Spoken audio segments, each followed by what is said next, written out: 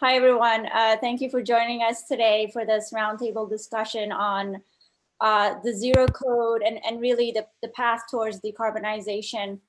We're honored here today to be with industry thought leaders and experts to really understand what the zero code is, specifically what the zero code for California is.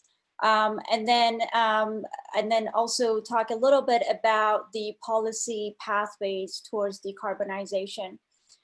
So today, as Bill mentioned, if you do have questions, please type it in the chat box and send it to everyone. Bill and I will be monitoring, keeping track of the questions, and there will be time for Q&A at the end of the session. This discussion will be a two-part discussion. So first, we're going to dive into the framework for the California Zero Code on efficiency, electrification, and renewable energy. And then the second part is we're going to discuss the regulatory opportunities available for a more intrinsic decarbonization strategy, specifically for Los Angeles and California. With that said, I would like to introduce our first round of speakers, Ed Mazria, founder and CEO of Architecture 2030, Vincent Martinez, Chief Operating Officer of Architecture 2030, and Charles Ely, author of Design Professional's Guide to Zero Net Energy Buildings. Ed, Vince, and Charles, if you guys could briefly introduce yourselves and then dive into your presentations. Thank you. Yeah, I'll go first. Ed Mazria is the CEO of Architecture 2030. It's really great to be with you all in Los Angeles. You're right on the front lines. Your mayor is head of C40. It's really critical that you guys take a lead role and adopt the zero code going forward, and I'll show that in a minute. And I'm the Chief Operating Officer. Wonderful to be here and see such familiar faces. Always love speaking to you all in California and Southern California, particularly here today. And I should note that Charles and I worked together on the Zero Code. He's the lead author of our work, but he's also a senior fellow for Architecture 2030, and it's been my great privilege to work with him over the last number of years. So I'll pass it on to you, Charles. I'm Charles Ely. I'm an architect and engineer, and as Vince mentioned, senior fellow of Architecture 2030. I'm mostly retired, but happy to work on this important project.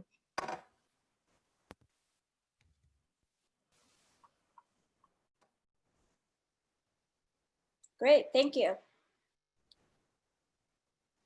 Vince, are you sharing or Ed? Oh, Ed, yep. So with that, I'll begin. Share my screen. So we're here to talk about the zero code and essentially why LA. But first, a little bit of information, and I want to put this in a global context. So let me talk about our carbon budget. We have a carbon budget left of about 340 gigatons. That gives us a high probability of meeting the 1.5 degrees C target. Right now, we emit about 40 gigatons of CO2 a year. This is global. We expect we're going to peak this year, obviously, because of COVID, and probably be down again next year. But then that's the key. We got to keep on going down from there. You've all heard 2050 date. Everybody keeps throwing it out. We're going to get to zero by 2050. It's too late now. We've used up quite a bit of our carbon budget. That gives us less than a 50% probability. So how do we meet the 1.5 with that high probability? That's by getting a 65% reduction by 2030 and then phasing out all CO2 emissions by 2040. That gets us 340 gigatons. Is that possible and doable? Very, very doable. Let's focus though on California and what California and specifically LA can do. This is California electricity consumption all the way up to this past year, 2019, going back to 1990. This is residential and commercial. You see it was going up and then it flattened out. but it's not going down. So electricity consumption in both the residential and commercial sector in California is pretty flat.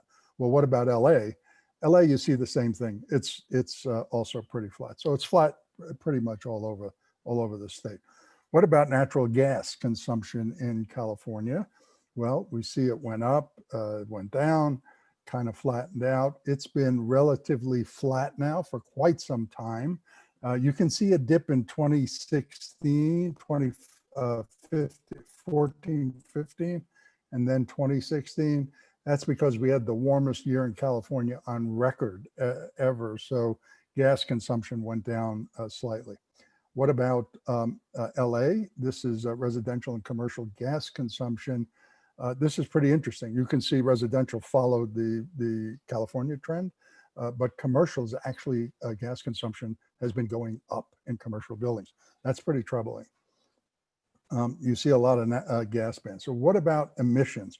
Well, we have data, confirmed data to 2017, and you can see California's greenhouse gas emissions all the way out to 2017 has been flat. We expect it has gone down a bit, but not dramatically. So what's happening is the new buildings coming in are adding to the emissions problem, using up some of the renewables that have been put on, and then the new building and then the existing buildings are reducing it. So you're getting a zero-sum game. We need to bend this curve down very quickly. In 2018 with Charles, we developed, and Vince, we developed the Xero code for California, worked with the California Energy Commission, and the governor's office got them to ask us to actually develop it. And we worked with the CEC every step of the way, showing them what we were doing. In 2018, we went to Beijing. I took Charles with me. We took California with us, Charles, the code person, and we presented the Xero code, the California Xero code in Beijing to the quasi-government organizations that develop codes, CABR. You can see we're wearing face masks. That's not because of COVID. That's because at that time, it was air pollution was so bad that we had to wear face masks in Beijing. And within a year, they developed a Xero code, a nearly zero energy plus on-site and off-site renewables code standard. The problem is they're waiting for California to implement the Xero code before they start implementing it. This is the way they work in China. So in a sense, with California not moving forward on this, it's basically slowing things down pretty dramatically. Why is that important? Because coming out of COVID, all the construction that's going to take place, most of it, is going to be North America, Europe, and China, the wealthy countries that have money to throw at infrastructure and buildings and stuff. And then it's going to move into the global south after that. If we don't get it right in the global north, there's no codes in the global south. Forget about anything else. So we got to get the Xero codes in place quickly in the global north so that when the construction moves to the south, they put those codes in place. We help them, we work with them, and we get this whole thing moving. The C40 cities, there are 97 cities now in the C40. These are big cities, 25% of total GDP. It's 1 in 12 people worldwide live in just these C40 cities. LA is one of the C40 cities, and your mayor is the head of the C40 cities. If LA adopts it, adopts the Xero code, it goes global. And the Xero code is really critical because all the renewables, all the new buildings have to use newly generated renewables, can't be existing. So that gives a chance for the existing buildings when they begin to reduce to really begin to bend that curve down. So the Xero code for California, what happens in LA and California goes global. You better believe that. And if California doesn't move on this, it's going to take really a lot more difficult to move things along. So with that, Thanks, Ed. And you should be seeing my screen now. Brain Trust of Architecture 2030. As Will or Avide, are you seeing my screen now? That Ed showed you? Yes, thank you. Great. Thanks for that global context setting, Ed. I'm going to talk a little bit about the framing of the Zero Code for California and some updates that we've made recently with support from AIA California. So as Ed mentioned, the original Zero Code was developed by Charles and Architecture 2030 in 2018, published in anticipation of the Global Climate Action Summit in California. It was held in San Francisco, which was really the big momentum builder for the Zero Code launch, because it had a global audience. And Ed keynoted the Carbon Smart Buildings Day as part of that associated event. We also released a Zero Code for California technical support document that described a little bit more detail about what we were doing within the Zero Code framework in California and what made it specific and unique for California. What should be noted is that the Zero Code for California applies to commercial, institutional, motels, hotels, and high-rise residential. This is essentially the commercial code. This is not the single-family residential. So that's an important designation on what we're talking about here. And given the updates to the code in California for single-family, we can start to see that this fills the gap for reaching zero right away. Some original pieces of the Zero Code for California when it was launched, I should mention that, again, that Ed talked about. We had support from both Governor Brown's office as well as the CEC, and they were in support of building on top of the building energy efficiency standards and the Title 24 systems, and adding in and getting to zero earlier and adopting that at the local jurisdictional level. If you can, you'll get a series of these slides later, and you can read what the letters say, and we're happy to share that with you. Again, this was done back in 2017, well before all this process of developing the Zero Code. And as Ed mentioned, we shared our findings and our processes with CEC and the governor's office along the way. What's in the original Zero Code for California was building on a base energy efficiency standard. And that started with the 2019 California Bs, which was the standard at the time that was being introduced as the base energy efficiency. We didn't want any renewables to offset any energy efficiency standards that were required. So there's a base level of energy efficiency. Charles developed a new metric that was originally anticipated to replace the TDV metric that you all have in California. We called it time-dependent source energy. Charles, I can describe this a little bit more during the discussion, but essentially what this was is it was creating an hourly metric that mimicked the emissions from the grid. So it would better track the hourly issues of your solar curtailment and the peak issues in the time of day later on in different times of year. So this was a real critical movement in understanding how this was so different from in California, where we could get to the nuance of specific hourly metrics as opposed to the rest of the Zero Code for the rest of the country and the world, which didn't have this granularity. And essentially the biggest piece of the Zero Code is the renewable energy standard. And it said that after your energy efficiency, when you take into account these hourly metrics, we require that you bring on-site or off-site renewables, as Ed said, new renewables, to the grid with your building and construction to ensure that we can peak now and those new buildings aren't adding emissions to the grid. Now, some updates is that I mentioned just recently we published the 2022 Zero Code for California in collaboration with AI California.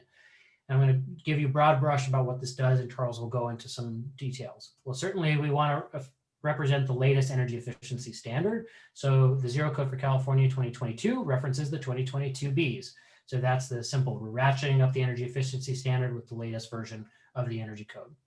The time-dependent source energy metric that we had originally developed is now called hourly source energy, and it's an addition to TDV. And we're really pleased to see that the California Energy Commission is pending its adoption of the next Title 24, is incorporating this hourly source energy metric into the latest version of Title 24, which will get out that hourly emissions issue. So that no longer needs to be in the update for California 2022 Zero Code because it's embedded in the base standard. Now, the other updates on the renewable energy side is recognizing the need for on-site solar and working with AI California, we've imposed a minimum on-site renewable requirement, which follows, and Charles will go into its details and what's required there, but it's saying we should produce some of this on site rather than requiring it all to come from offsite procurement. We've also streamlined the offsite procurement metrics to allow for a more easily accessible amount of renewables to come from local power purchase programs or green power programs in the local utilities. And because of the movement that's happening in California and now across the US and the globe, there's a provision in the 2022 Zero Code for California that says no gas or fossil fuel fired equipment to align with all of the other REACH code efforts that are going on at the state level. So this is now a fully zero standard when you have all electric building powered by renewables. Avide mentioned the framework includes a question about increased energy efficiency. We've included a provision in the 2022 Zero Code for California for jurisdictions that want to go beyond base level energy efficiency of the B standard as an option, but it should be recognized that when we do this, we eliminate the prescriptive pathway for compliance and we put everybody into the performance pathway. And Charles and I can describe this in more detail about how this is structured. So again, to give an overall idea of the framework, achieving zero emissions in new construction means we have to have a base level of efficiency. We don't want to trade off efficiency for renewables. We need to use the best model codes that we have available. And so the next one coming up is the 2022 Bs. In terms of combustion of fossil fuels on site, we want to make sure and ensure that no fossil fuel-based systems for heating and cooling are built in these buildings that would just have to get torn out and dealt with later as an existing building. So we want to make sure we start up front, and this recognizes the movement on these policies in California. And then again, the renewable energy provisions, which include on-site renewable energy, a minimum amount of that has to happen, and then procuring the remaining from carbon neutral sources. So with that, I will pass it to Charles and I'll advance his slides as he goes through the details. Good. Thanks, Vince. Go into the next slide, please. So the 2022 Zero Code has a minimum on-site renewable requirement, and it's stated as a function of the gross roof area. So the requirement is 2 watts a square foot of PV capacity for each square foot of roof area, but you don't count any roof areas that are shaded, and we define shaded as being more than 1,500 hours a year between 8 and 4, and also portions of the roof that are vegetated are also excluded, as well as any areas that are open for public occupancy. Next. So just to show how this works with a simple example, if you have a roof area that's 10,000 square feet, you would multiply that times 2 watts a square foot. So you would need 20,000 watts or 20 kilowatts of PV capacity. If the panels are 300 watts each, which is pretty typical, you'd need about 67 panels. And anyway, this could be accommodated with roughly 11 to 12% of the roof area, which leaves plenty of roof area for skylights and mechanical equipment and so forth. Next slide, Vince. So we, in the Zero Code, we define what we call as net electricity. And the net electricity is the building's total electricity consumption minus on-site renewable energy. Next slide, Vince.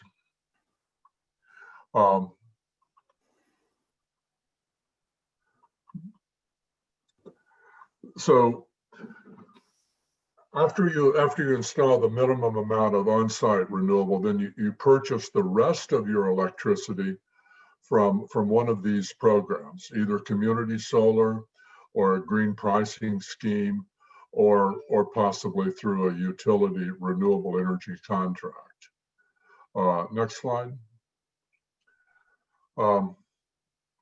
So community solar is a program it's not available everywhere in California. Sacramento has a good program. I'm not sure about LADWP. And anyway, you typically pay a little bit more on your electric bill, but you receive renewable energy credits, and that money goes into putting additional renewable energy into the grid. Next, Vince. Green pricing is a similar scheme And LADWP has a program of green pricing, so does Southern California Edison and other utilities in the Los Angeles area. Again, it works similar to community solar. You pay a little bit more for your electricity, but you get 100% renewable energy. Next slide. And utility renewable energy contracts are also a similar concept. These are usually available to large companies, Googles and Amazons and Department of Defense and so forth, that have the purchasing power to negotiate special contracts. Next, Vince. Once again. Next, yeah, that's good. And so this is a list of qualifying programs in California. Next. And you can see that LADWP has one of those programs. They call it 2018 Green Power. But Southern California Edison has one called 100% option. And Pasadena, various other utilities have green programs. Next slide. So if none of these programs, if green pricing or community solar or utility contracts are not available, then the next thing you do, there's several other options we recognize. A self-owned offsite system, or a virtual power purchase agreement, or a renewable energy investment fund. Next. So with the direct ownership, the building owner would construct a wind turbine or a solar farm on separate property. And the RECs, the renewable energy certificates, would be allocated to the building. The owner would also receive funds from the electricity sales into the utility. And this additional renewable energy then would be fed into the grid, and the building owner would buy his electricity from the grid as he normally would. But since the credit for this direct ownership is going to the building, we're adding renewable energy capacity to the grid. Next. A virtual power purchase agreement is something that's used by large corporations. And it's also sometimes called a contract of differences. And the building owner or the buyer of the power purchase agreement would guarantee a contract price to the renewable energy developer. And this would enable the renewable energy developer to build new solar or wind farms, and the renewable energy certificates would flow back to the building owner. Next, Vince. And the final one is something we call a renewable energy investment fund. And this is something that any community could set up. Money would be paid into the REIF, and the investment fund would then invest that money in additional renewable energy capacity, and the RECs from that renewable energy capacity would flow back to the building owner that made the payment. So it's a way to kind of overcome some of the limitations of virtual power purchase agreements and so forth. The analogy is with low-income housing.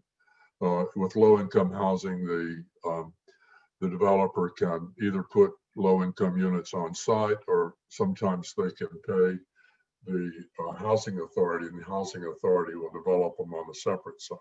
So this is a similar concept, but it applies to renewable energy. Next slide, Vince. Once again.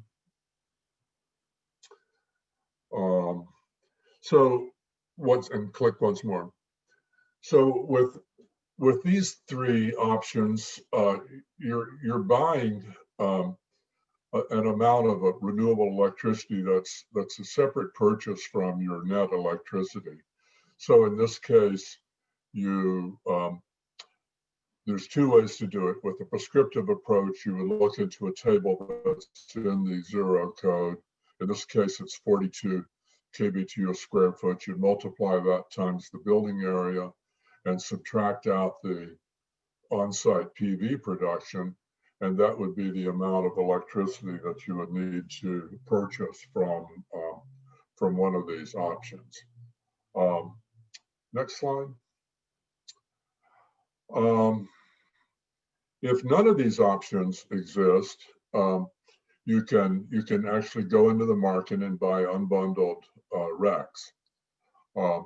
This is an option only if community solar and green pricing and so forth are not available. And but in this case, the purchase requirement is double the net electricity. So that's how this one works.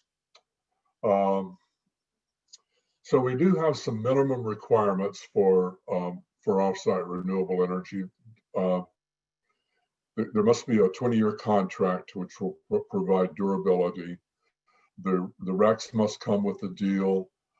The renewable energy generators have to be PV, solar, geothermal, wind, so forth. And the generators also have to be located in the region.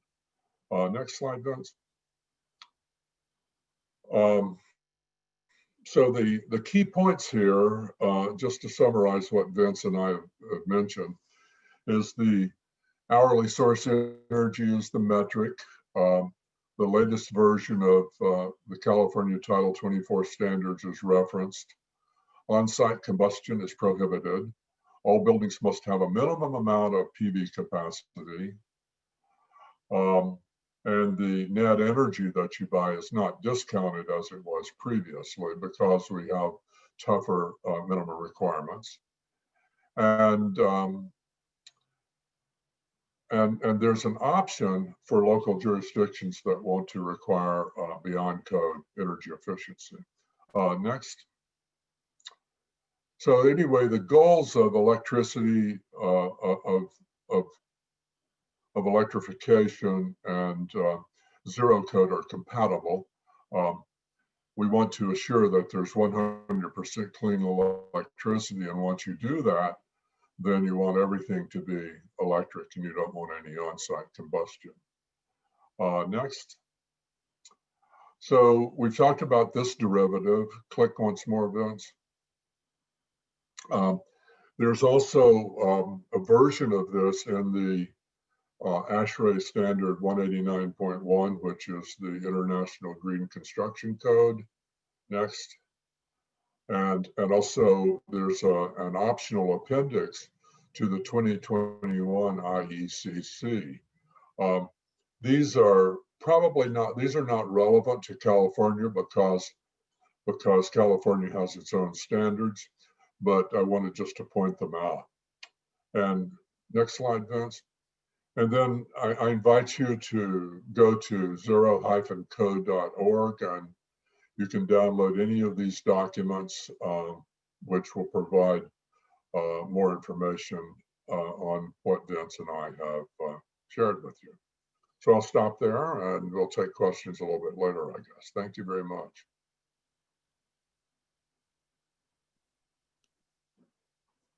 Thank you, Charles, Vince, and Ed. Certainly a lot of information there on the Xero code. I think there's been a couple of questions trickling through on the content that was just presented. So we'll take a few minutes to maybe go through some of those questions, and then we'll continue with the second half of the discussion. So one of the questions that came up was, and I think Vince, you talked about this briefly, and so did Charles, this idea that community solar can be used to meet the intent of the on-site renewable energy portion of the Xero code. And the question is, the observation is that the marketplace has been slow to develop and roll out community solar. So what is the pathway to get that ramped up so that that option exists for once the zero code is adopted? Is there a specific pathway that you see to that, or things that need to happen to get there? Well, I think if the zero code is going to provide a market for community solar, and once there's demand for community solar, we think that utilities and renewable energy developers will step forward and with offerings. Yep, I think that's right, Amide, and you know, I think that it's the path of least resistance. So we'll find for LA, particularly LADWP's program is a qualifying program underneath the state, you know, 2020 Zero Code for California. So that may just be the easiest option in LA. But with other jurisdictions that don't have those other options, and they might consider the Renewable Energy Investment Fund, for example, that we talked about, which can aggregate these power purchase agreements amongst multiple buildings that would normally not have access because of their credit rating and their incremental acquisition.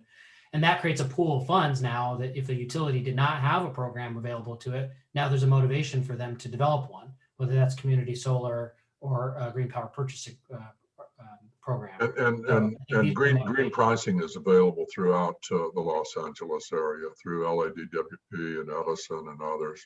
Right. So the zero code, just to be clear, may not incentivize community solar in LA particularly, because there are other pathways that might just be followed, and people would prefer to just go to what exists. But because of its motivation in spurring the entire state, and there might be other pools of funding in other neighboring jurisdictions that could then incentivize the utilities to develop more offerings. And how would, under the zero code, could you explain a little bit about how this process would be memorialized? So if there was going to be community solar purchased for a project to meet the zero code, is there a contract filed by the city? Is there an authority having jurisdiction that would then be reviewing this and authorizing it? What would that process look like? Correct. Yeah, Charles, you can weigh in on this too, but yes, they essentially are looking for the renewable contract from either any of these procurement mechanisms. The building official is verifying that the contract exists, that it maintains the minimum requirements of the contract, and that's it. And we've got a lot of questions about whether or not building officials need to be up to speed on renewable energy contracts and know all the details, and the answer is they don't. There's many other third parties that do that work that could essentially validate that, like Center for Resource Solutions, for example, based in San Francisco, that manages the Green E program. They've said if a jurisdiction adopts a zero code, they are happy to basically put their stamp and verify that these things are existing as a third party. We do that all the time in code processes. There's also been questions about whether or not people could opt out of these agreements later on. You know, an agreement is an agreement. If it's a 20-year contract, there's consequences for breaking that agreement. And the same thing could be said for anything dealing with a building code and energy efficiency after certificate of occupancy. You know, any building owner could pull out their HVAC systems or their lighting systems. They probably won't do that. But there's really, this is not the sort of question about after occupancy, what happens relies on everything around energy efficiency in the code. So there's opportunities for retro commissioning in the code and others that can meet some of those obligations. But ultimately, yes, after it's a new building, it now becomes under existing building policy. So those are the two kind of comments that we've gotten about the idea of these procurements and the contracts. One, code official doesn't have to be an expert in renewable energy contracts to verify that this information is there. There's third parties that can help do that as well. And then after the certificate of occupancy, it applies like any other efficiency system. Great, thank you. Charles, did you have anything to add to that? No, I think those covered it quite well. Great. The other question that's been floating in the chat box here, well, let me back out a little bit for that question, actually. Vince, you mentioned the 2022 CAB's code as the standard code baseline that the zero code is based off of. Can you, for those who are in the audience and perhaps wondering how that's different from California Title 24, if that's in fact one and of the same, could you explain that real briefly? Yeah, one and of the same. Title 24 references the BEES standard as the energy efficiency part of the code. So they are one and of the same. And, you know, people might be a little confused, how can we reference a future code? and expect it to be adopted now. In theory, the way that would be adopted is as a package with the latest code update. So we know these things take time. As you know, your membership might put pressure on the city to adopt it, then they would be looking at adopting, as the new code gets rolled out for 2022, these additional provisions. And that's really kind of the meat of the next conversation with Bill and Alejandra, which is about the Cal Green standard. The AI California is advocating that the Xero code be part of the Cal Green standard as a voluntary adoption of the Xero code. Just one other point, Vince. It's the 2022 code that we're referencing. It will become effective in January 2022, but it will be adopted and published in early 2021. So you know, jurisdictions like Los Angeles could go ahead and enforce it as soon as it's published in advance of the mandatory date for California.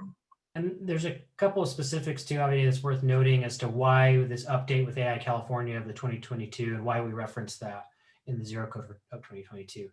The previous version, as I mentioned, referenced the 2019 energy code, which again, we want to adopt the latest code, and that would just automatically roll in anyway, but we wanted to reference it. The fact that new energy code, we believe, will incorporate that hourly source energy metric, which was originally a part of the original Xero code. So that doesn't mean, what that means now is that now local jurisdictions don't have to figure out all this hourly source energy stuff. Title 24 does it. CBECCOM, all of the systems that the CEC supports will automatically have that incorporated.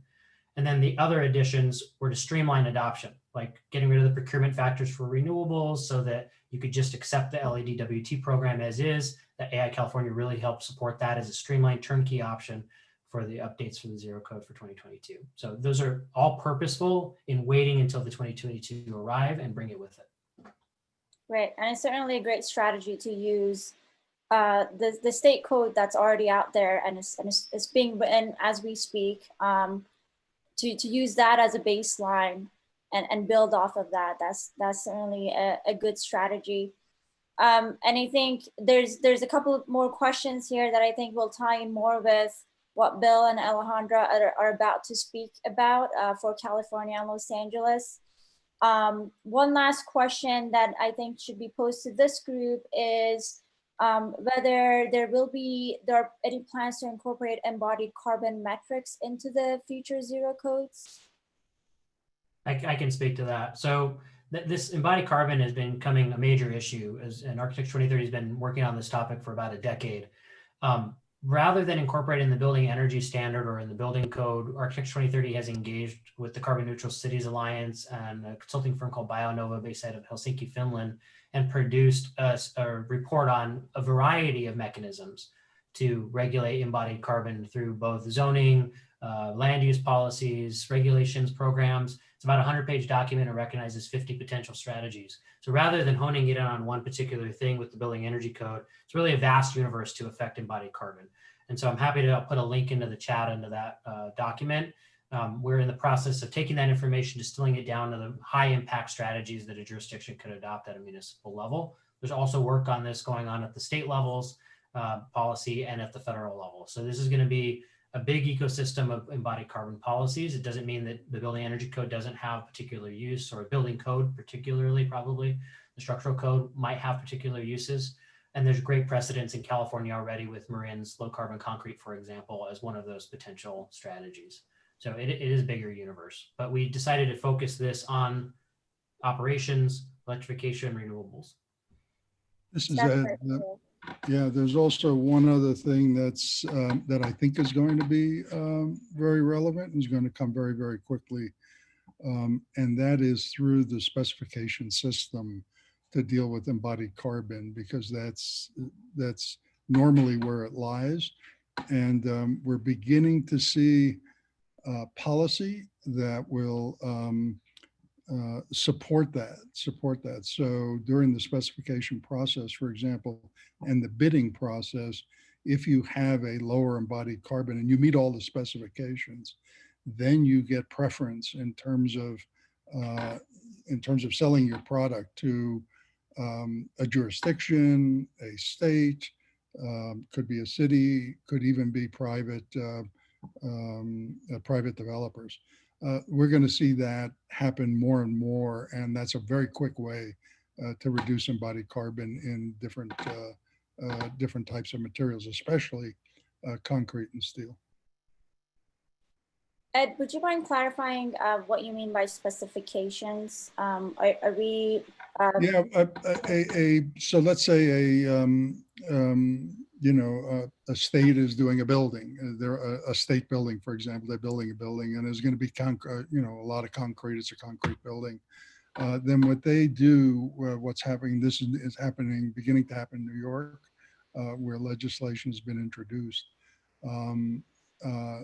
That the state will give all the bidders, if they meet the specification, that means the structure, it's the concrete meets all the specifications, then the bidders submit their life cycle assessments along with their prices for what they would charge the state to do all that. They're all good, so they all meet the specifications, but the ones that have the lowest LCA will get a lower, the bid price will be lowered. Even though the state will pay that amount, the actual bid price for bidding purposes will be lower, and they will get preferential treatment to beat somebody else who has a higher LCA, but may even have a lower price. The lower LCA will get there.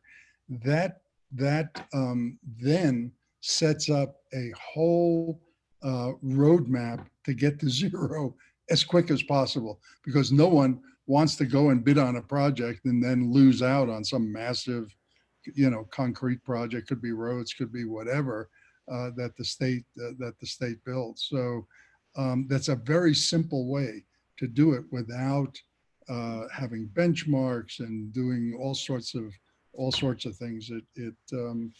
And in that legislation, they'll even pay for companies that don't have LCAs. They'll even pay the cost of getting those of the company then getting the LCA through a certified third party. So, and this is similar to what's happening with the Buy Clean California Act, correct? Yep. At the state level. Great, thank you, Ed. I think there are a couple more questions that we'll save for the end. I think we'd like to move on to the second half of the program at this point. We're going to dive into some of the regulatory opportunities now that we have the framework for the Xero code and some of the specifications on what it does require from buildings. We'd like to explore a little bit what this momentum is that has been building up in California in terms of decarbonization policy. So Alejandra will be speaking to that. And also then zooming into really what is happening with AIA California, what is AIA California advocating for, and how are they advocating for this, and how can AIA LA also advocate, how can LA architects push for these policy changes. So with that, I would like to introduce Alejandra Cunningham, who is a building decarbonization advocate at Natural Resources Defense Council, and Bill Leddy, who is a principal at Leddy Mayton Stacy Architects. Alejandra and Bill, would you mind briefly introducing yourselves? Sure, yeah. Hi, everybody. Alejandra Mejia Cunningham. I'm a building decarbonization advocate at NRDC. What that means is I do a lot of work exporting the great building decarbonization and building electrification work that California has been such a great leader on to other regions in the country, Northeast, Midwest, Interior West. So taking a cue from California's leadership, but there's still a fair amount of work left to be done in California. So I do stay a little bit busy in my own home state, speaking to you from San Francisco today. And this is Bill Leddy. I'm also speaking for San Francisco, and I'm speaking here on really as a representative of AIA California. I'm the Vice President of Climate Action for AIA California, as well as the chair of the Committee on the Environment. And so we've been very much involved in advocating for the Xero code and for all of the elements that are required to make it happen. Great, thank you both. Alejandra, if you'd like to share your screen. Yeah, let me try and share my screen.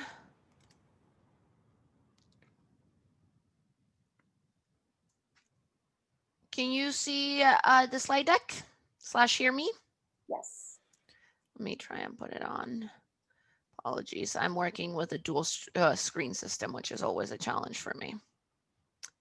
Okay, so I'm gonna be taking my presentation up a little bit, a lot higher level than what we heard from the Architecture 2030 team. And while they spend a lot of time talking about the on-site renewable piece, I'm going to take it to the building electrification piece. What do you do with all that great clean electricity that you now have on your rooftop? And before I start, I do want to thank you for humoring my my lame attempt at some wit. What you see on this the cover screen is former Governor Jerry Brown signing California's, really the United States really first few building electrification bills into law, as well as his very groundbreaking, or insert your word, executive order setting an economy-wide carbon neutrality goal for 2045. He signed those bills / executive order on an electric ferry in the San Francisco Bay a couple years ago now. And while that was really great leadership, California and in a lot of the state has really stepped up to that leadership from the state to act on building electrification. We have seen that in the last few years, LA and Southern California in general has been a bit of a laggard on the issue. So I'm here to tell you how or explore how we can get LA to retake their leadership on the climate, in particular when it comes to building infrastructure. So why, to begin with? We need to take leadership because buildings are a huge piece of our carbon footprint. Addressing the emissions, the on-site emissions from burning fossil fuels in buildings could eventually reduce CO2 emissions across the country by 1 billion tons of carbon by 2050.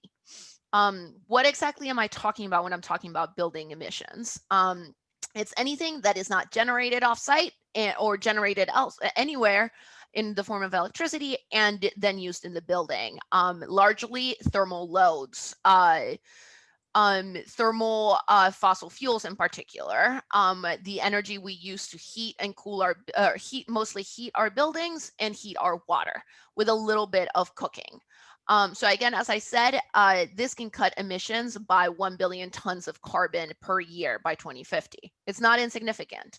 In California specifically, buildings are actually responsible for more GHG emissions than all in-state California power plants. What you see on this pie chart is the emissions that you get from generating electricity in state. That's 9% of our emissions. And then on the other square, you see the emissions that you get from burning fossil fuels, largely natural gas, in homes and businesses. So together, 7 + 5 add up to 12. Bigger than all of our electricity generation. And one important caveat here is that we're not including these emissions. We're just counting them once they're being burnt on the building. We are not counting emissions of fugitive methane from extraction and delivery of the fuel to the building, which can really amp up that emissions, especially given the short global warming potential of methane. The 20-year global potential of methane really has a big effect on the total emissions. So with that as background, really municipalities across California in the 2 years since that picture was taken on that electric ferry Municipalities have really stepped up. They've taken huge leadership. The picture on your screen is of a group celebrating San Jose's all-electric reach code, basically a version of a Xero code, which was adopted, I believe, last year. I should know, but things are moving really fast. As of San Jose is the 10th largest city in the country. And so having them take leadership on building zero emission buildings from the start was huge. I think right now in California, we've now nearing 40 cities that have taken, that have adopted zero emission codes. That I believe that, yes, the number is 39. And that actually includes expansions of the San Jose code that you see being celebrated just a year ago, as well as the San Francisco code that was both San Francisco and San Jose expanded their code to cover even more all electric buildings just last week. One key point to look at this picture is that community groups have really been central in getting these measures passed. You see that Mothers Out Front was out front in the San Jose process of adopting their Xero code. Other groups such as advocating, or all kinds of groups are involved. PG&E was involved. Public health, physicians for social responsibility. This has really been a groundroots effort, and that a grassroots effort, and that's really part of why we've seen such success in really a very few number of years. As I was saying, this has become about changing the conversation. In the last 2 years, the move towards all electric buildings has really been cementing its sense of inevitability. There might be some holdouts in pockets of the state, but the truth is that we've known, and more people know, and leaders have accepted that all electric buildings are a cornerstone piece of California's climate future. That's in part because of our active stakeholder development and coalition building, as I was saying in the last slide. This is not just climate advocates asking for cool new technology.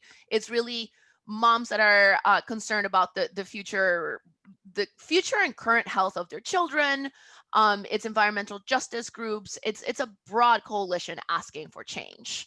That has led to key state leaders really acknowledging that this is the future, as I was saying, that sense of inevitability.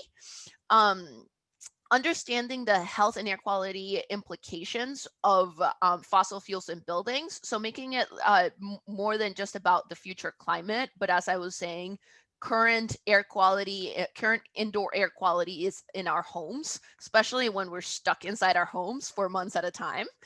That has been key to mobilizing support. And this has led to a lot of movement, both at the local level with municipalities adopting reach codes that really favor all electric buildings, but also in other at the state level with legislators, agencies like the CEC, the California Public Utilities Commission, the Air Resources Board, really all coming to the consensus that this is the future. A few talking points that are really central, and I wouldn't call them talking points, a few themes that have been really central to building that sense of inevitability, a word that is very hard for me to say, but it is crucial in the movement. New buildings are key. We all know that that most of the buildings that are going to be built by 2050 have already been built. But we also know that going back and retrofitting existing buildings is much more costly than building clean from the start. So leading with new buildings and having them be clean from the start has been key in building that momentum. Again, to the point about indoor air quality and the public health impacts of burning fossil fuels in our buildings, emphasizing the health of all electric buildings and that is a matter of public health is also huge in having these conversations. And then finally, and this is a piece that's going to be really important in LA and in the rest of Southern California, we need to have a solution and a path or a set of strategies that gets us to electric buildings, that ensures that there are family sustaining careers for today's fossil workers. A lot of the reason why we've seen some lack of action or hemming and hawing in Southern California is because there are valid labor concerns at stake. And listening to those groups that speak for workers and adjusting our policy proposals and our advocacy to respond to those concerns is going to be really important if we're ever going to see any change. So I believe that's my time. I might have gone a little bit over, but I'm looking forward to hearing questions from the group.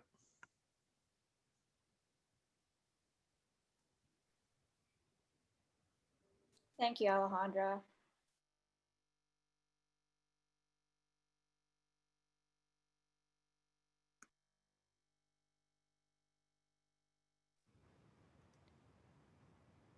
Bill, I think you're on mute.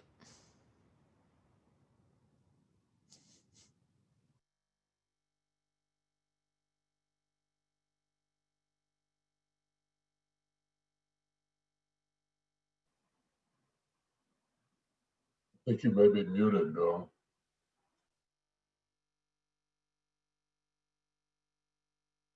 Let me see if I can unmute. There we go. Sorry about that. Yeah. Let me try that again.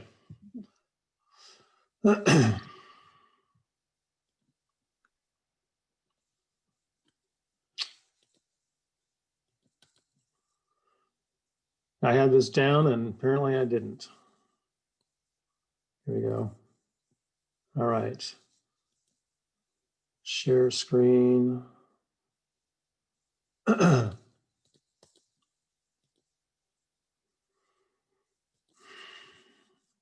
Almost there, guys. Sorry about that.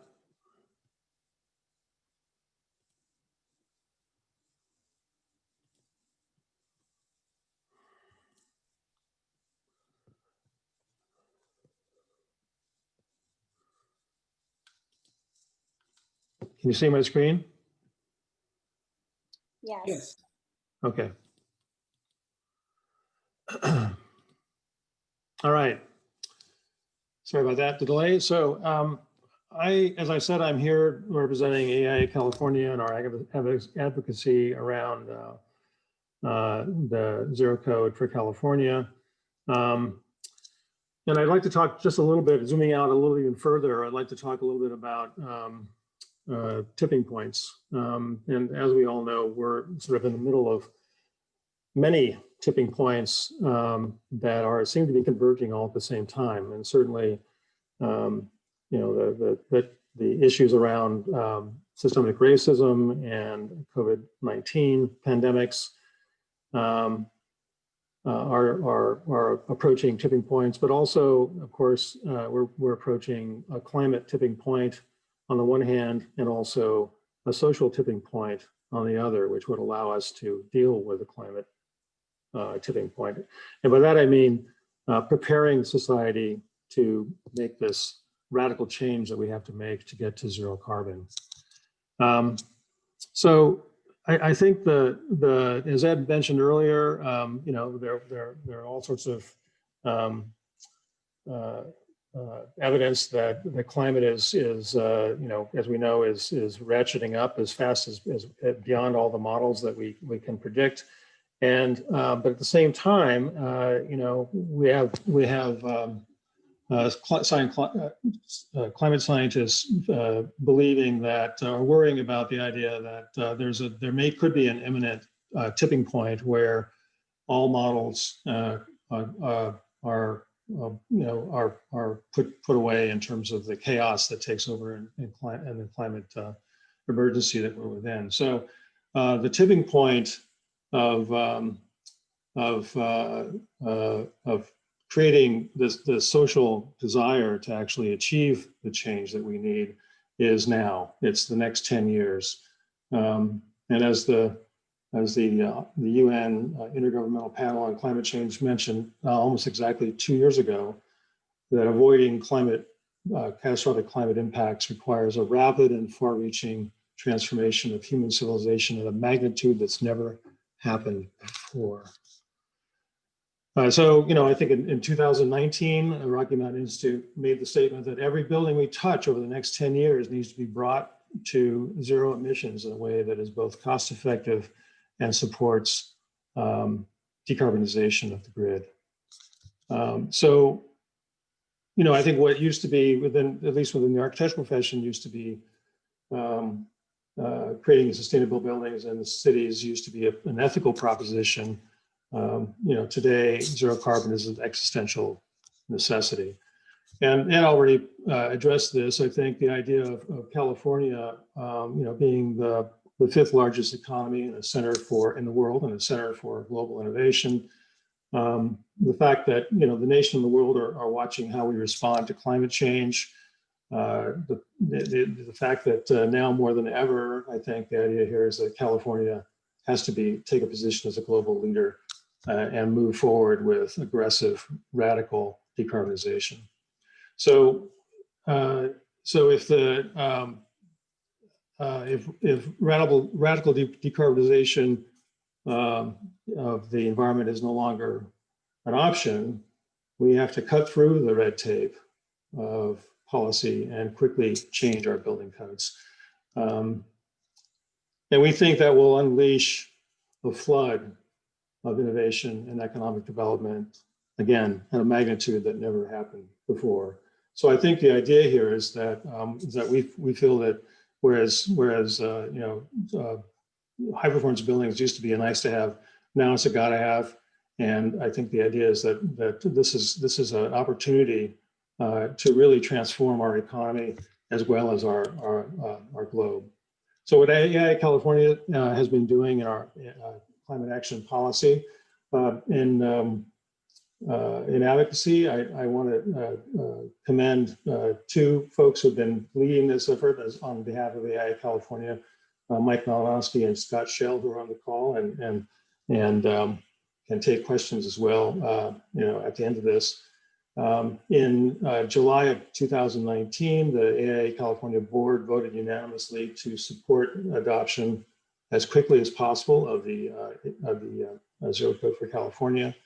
And we have been working very hard since then on multiple tracks to achieve that. So as Alejandra mentioned, we've been very involved in working with our strategic partners, including NRDC and Sierra Club and others, to try to promote rapid electrification, renewable energy resource ordinances around the state, and including trying to get local adoption of the Zero Code for California. We're also, along with that, been trying to be strong advocates relative to the local and state level adoption of adaptive reuse codes that would allow for greater reuse of and harvesting of embodied carbon in existing buildings, as well as the use of mass timber, which is of course a low carbon construction technology. At the state level, we've been advocating very hard for the Zero Code for California to be adopted, as mentioned earlier, within the REACH code, as a REACH code within Cal Green by 2022. And that's in process, and the application is in, and we're working hard to get that to happen.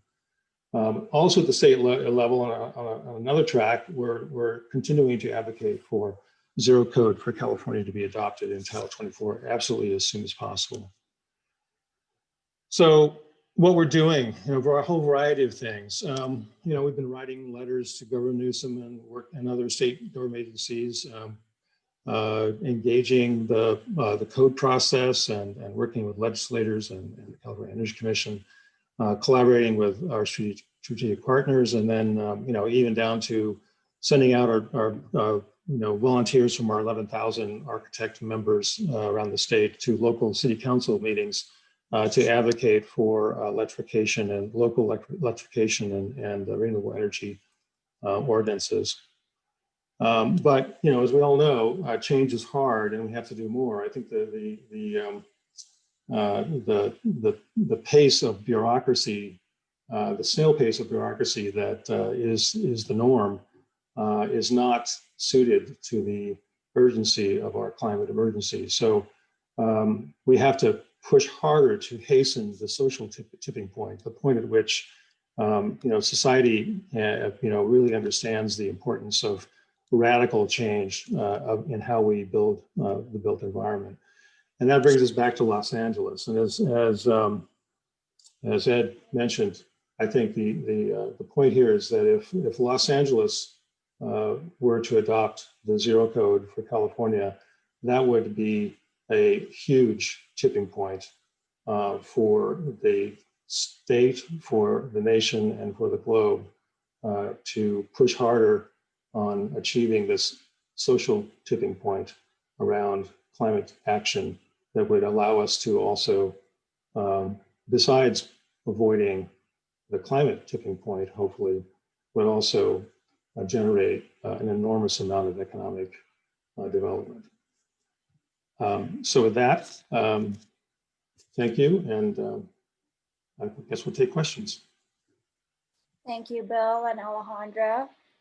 Also, thank you, Vince, Charles, and Ed for a very informative presentation. If the audience, if you guys have questions, please go ahead and put it in the chat box, and I'll be filling those questions. I think there were a couple of interesting points that were brought up throughout these presentations today. One is really understanding the pathway to get the Xero code adopted. As we saw in the presentations today, there are multiple pathways. There is getting the CEC to adopt the Xero code, which is the California Energy Commission that oversees Title 24 and Cal Green building codes. There's also this push to get jurisdictional adoption. And that would be, for example, Mayor Garcetti choosing to adopt the Xero code for the city of Los Angeles. And then any jurisdiction within city of Los Angeles, any jurisdiction would be able to choose which part of that they adopt, as I understand. So I guess I'd be curious to hear from the panel on, from all these multiple tracks that are happening, what do you see as the most direct or efficient path forward at this point, for example, for a city like LA? So obviously, I'm happy to go back to like the framework piece. There's a question of efficiency, and let's just put that aside for now. I mean, it's really the two pieces that Charles showed is shaking hands here. It's about building using all electric equipment and that building being powered by clean renewable energy. The movement that Alejandra is describing is really the first part of that. It's all those 39 jurisdictions and the motivations behind all of those policies to go to all electric buildings. And then there's the elements of the Xero code for California, which recognizes that and says we don't want combustion on site and says we want to power those with renewable standards. And thanks to AI California's help in refining that, it now creates very easy turnkey pathways to just say, I'm going to buy it from LADWP. So it's those two things mixed together. It requires the building to be all electric, and it requires that all electric building to buy from these clean power sources. That's really all it needs. And this can come as a package in the 22 Xero code for California via the Cal Green proposal that AI California has done, or it could come separately. It could come via ordinance, or as San Francisco has already done it for existing buildings through the municipal code to require the large buildings to buy green power. And then an ordinance on the other side for the electrification. So you slice and dice however you want. The Xero code 2022 puts it all together and says it's this one big package, but your efforts may be, tangential. There may be two efforts. There might be you have to buy clean power from LADWP, and you have to make sure that it's all electric following the guidelines of what everybody else has done in 39 jurisdictions. Those two just need to come, you need to have both of those, otherwise you're not Xero. If you just have one, you still have gas in the building. If you have the other, you still have whatever the grid gives you. And you can opt out of those LADWP programs if you want to. You need to just make both of them stick. Mm-hmm.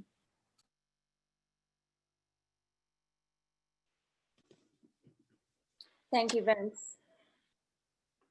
I would only add that I think that you know, gestures and bold statements are hugely powerful in a situation like this, and so I think you know, putting aside all the really important points that Vincent and Charles made about the mechanisms of the Xero code. You know, the Title 24 is pushing in that direction. I think what we just need to do with the Xero code is push it a little harder and try to bring all these elements together: electrification, energy efficiency, as they all pointed out, and renewable energy. And then we're at the Xero code. So I think the most impactful thing that could be done is that LA could do San Francisco one better and adopt the Xero code. Yeah. If I can add to that a little, I agree that there's a CEC path and there's the local, in this case, LA path. And a lot of the thinking why the movement started at the city level is we have to demonstrate that this stuff is feasible and cost effective for it to be adopted at the state. And now LA has taken long enough that the state is also moving, and we're having you know, difficult conversations at that level, but the demonstrating movement and feasibility at the local level will always be important. Yeah. And I think that's a good segue into another topic that I'd like to delve into a little bit further, and there are some questions in the chat coming about this. Alejandra, you pointed in your presentation towards coalition building and how important that is to get communities on board with owning and decarbonization and understanding that that is the best path forward. So understanding that LA obviously has a highly polarized landscape, political landscape, when it comes to electrification. And this question is posed to all panelists here, is what is the best way to build this coalition with, for example, labor unions who do have a stronghold in the political context of Los Angeles? What has there been, you know, San Francisco just passed an all-electric code. Do they have a model for how to build coalition with labor unions that we could potentially apply to Los Angeles? What are some of those opportunities there? Yeah, so if I can take a first stab at that, my first step that I would recommend to this group is to listen. And truly listen, because while there are definitely structural and corporate interests as in part of, like, as an explanation to why Southern California and LA have become so polarized, the reason that those corporate interests can influence the dialogue is because there are legitimate concerns of people that see pipe fitting jobs as really well paying family sustaining careers. Just waving our hands and saying electrification will create net job gains in California, which it will if done right, is not going to be enough. We need to listen to what they're asking. They're asking for family sustaining. They're asking for certainty. And there's different asks, right? Depending on what age a worker is in at. They might not be able to transition, so they might be looking for another solution. So listening to those concerns, and especially the concerns of individuals as you come across in your everyday work, is important. And you do mention the San Francisco last week's ordinance. Some of what we did, not me, but other people on my team, listening to the concerns from labor. Part of the conversation leading up, smoothing the way to last week's passage was what else, how else can we start building those jobs today, in putting laws on the books that will create the kinds of jobs that are being temporarily lost if we're not piping new buildings. In some cases that could be water piping, or gray water piping. So trying to form really transformative partnerships through listening, that can get us to the end goal we want to be at, which is what we saw happen in San Francisco last week.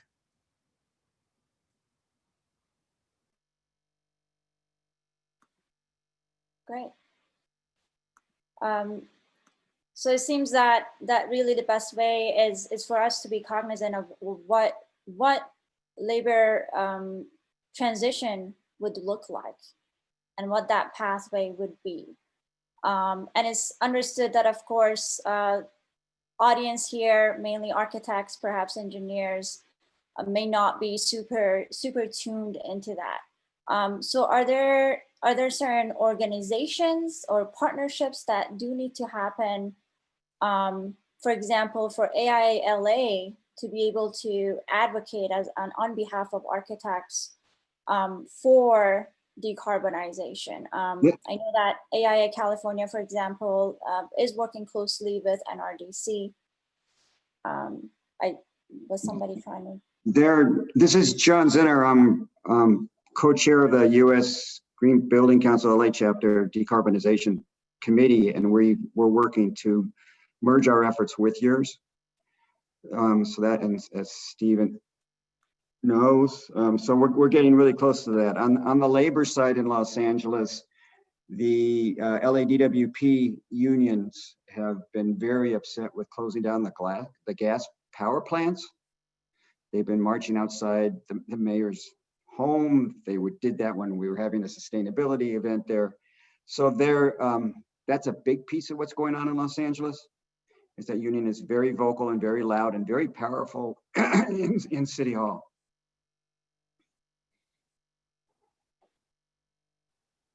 Thank you, John. Can I jump off of that? The people that work on those gas plants, those gas plants also affect the specific communities of people that live around those gas plants. So really thinking about everybody that is affected by, in this case, the gas plant is actually not on-site pollution, but thinking about the communities most affected by pollution will help grow that groundswell movement. That's absolutely true. There's absolutely a social justice factor to this. There are valid, quantifiable health impacts.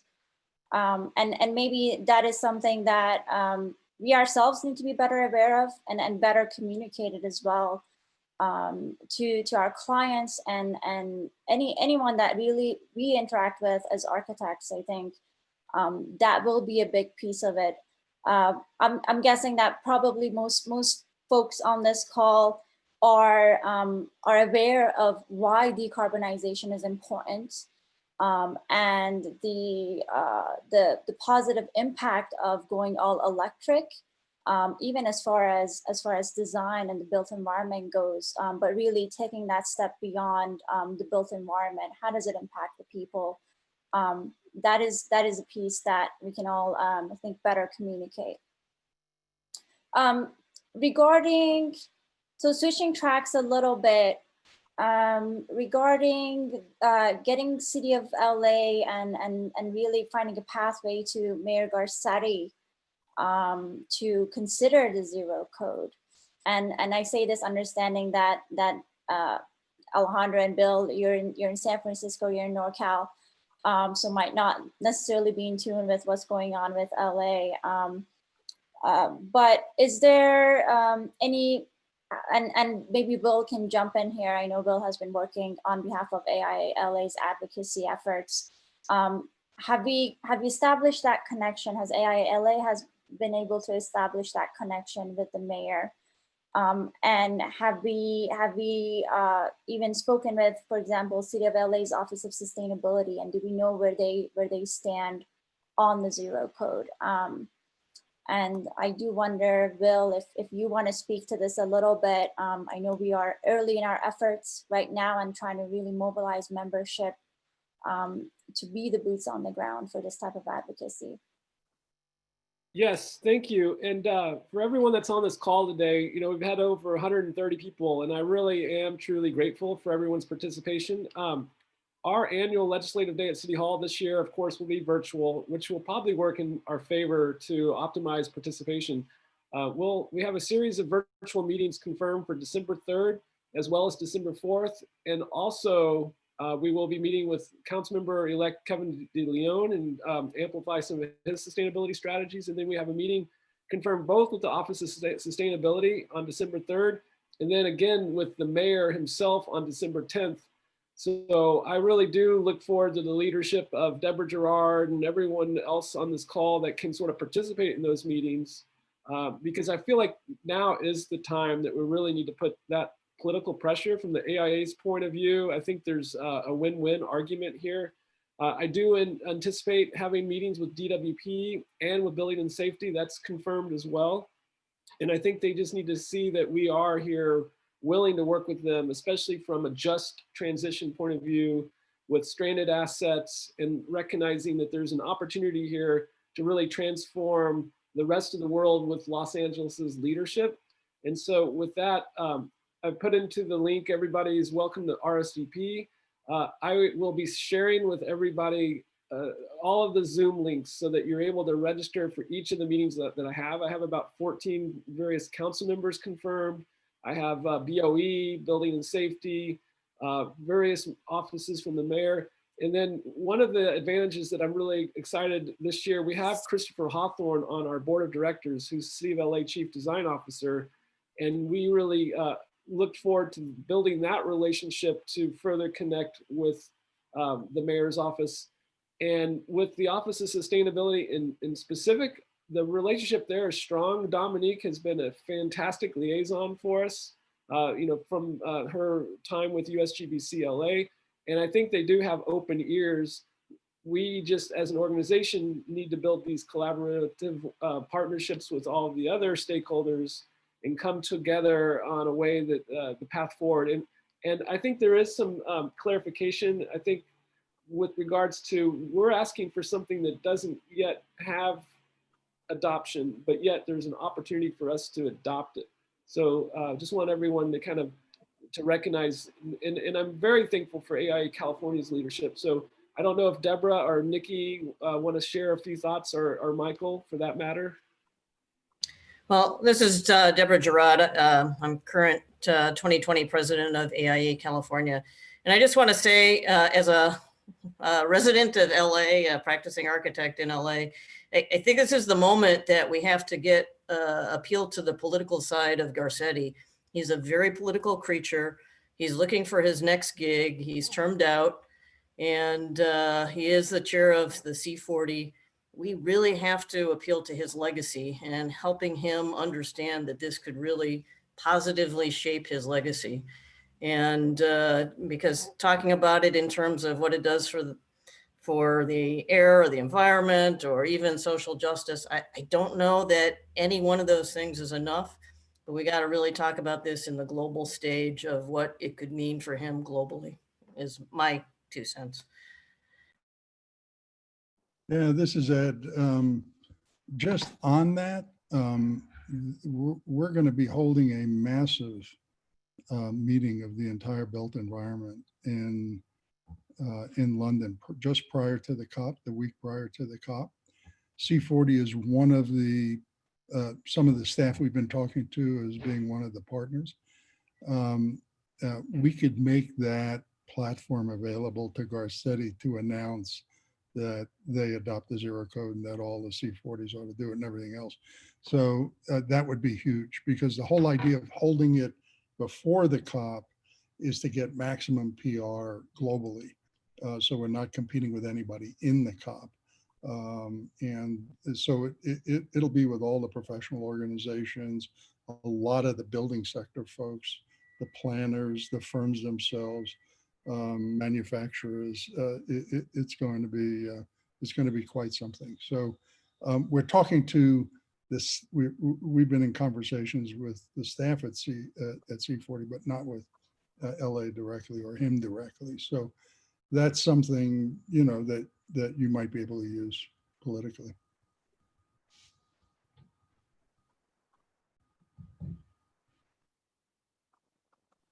Great. I am fielding some more questions here. I don't think we're going to get to cover all the questions. We have 3 minutes remaining. There was a question about the cost benefit analysis of showing the full value of adopting the Xero code. And in fact, I think Vince just replied to that in the chat box. I do wonder, I know AIA California has been putting out these brief guides, these what you can do articles on decarbonization. And there was one on a cost analysis and cost benefits of decarbonization in all electric buildings. I do wonder if, Bill, maybe you want to speak to that a little bit on the resources that AI California is providing for architects. Sure. So I think we have started a, I think every twice a month or so, we're publishing a sort of a 1 to 4 page sort of, you know, a little document, little kind of how-to document to help people understand kind of what the key points here are. The most recent one that you might have mentioned is making the business case for zero carbon, which I think is a very well researched and resourced piece that mentions the kind of undeniable, as someone mentioned in the chat, the no-brainer economic argument. And I think what we're trying to do also is prepare some kind of how-to cheat sheets to hand out to professionals and others who will be going before city councils to advocate for the Xero code and for electrification. So we're trying to do what we can to support the grassroots all the way up to the state level as much as we can. Great. Thank you, Bill. And with that, I think we're going to close the Q&A session. Vince, I think you have a closing call to action. Well, I think Ed already hit on it. I mean, with the event that Architecture 2030 is hosting out around the COP next year, and I think Deborah, your points about Garcetti being a political animal here and looking at his legacy and looking at the opportunity of LA to do it all. And I think San Francisco now, with the recent passage of the electrification piece, could hold up 2 different policies together to say they have a Xero code. They could hold up the all electric, and they could hold up the municipal code that requires large existing buildings to say, but nobody's done it as one big political piece. And that's the opportunity I think that presents itself for Mayor Garcetti to lead on as the C40 chair. I should mention, I think Ed said this, that we have relationships with C40 as well. We've been working with them on their clean construction declaration on embodied carbon issues. We've worked with them in the past.